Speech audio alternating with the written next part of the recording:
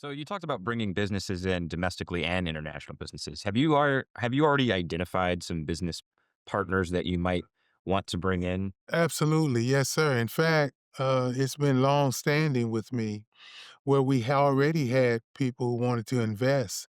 Over 10 years ago, I had a Chinese company want to come in with a computer chip manufacturing, and they wanted to train Detroit residents. I also had people coming from the Middle East that flew in, met with the governor, the blah, blah, blah, and the Wayne County execs, et cetera, and the corporate heads, and they wanted to invest only in Detroit.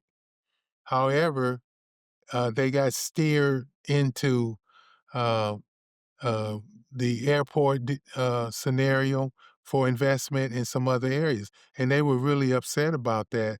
We have to understand that there are people around the world who want to come to Detroit to do business. They love Detroit. They love the music that came out of Detroit. They like the ingenuity that came out of Detroit, primarily out of our community. And I just like to add one quick thing to that.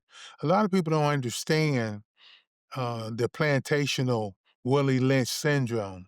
It's been practiced in Detroit. People say, oh, no, you crazy. No. What you have to understand is in cities and towns, traditionally, when you had a population that was at the bottom end of the economic ladder, what the rich and the corporations would do, they wouldn't allow anything to come into your community that was going to pay an occupational wage.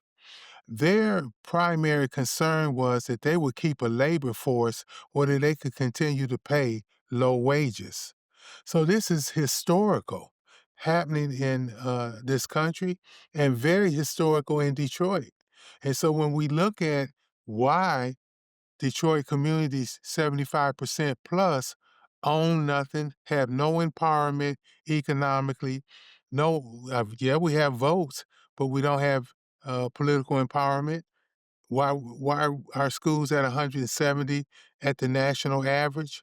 Why? Because when Stevie Wonder, Michael Jackson wanted to put a theme park here, oh, who gave them the no? When Don Barton wanted a casino, who gave them the no? When Magic Johnson wanted to do 3 or 4 projects here, who gave him the no?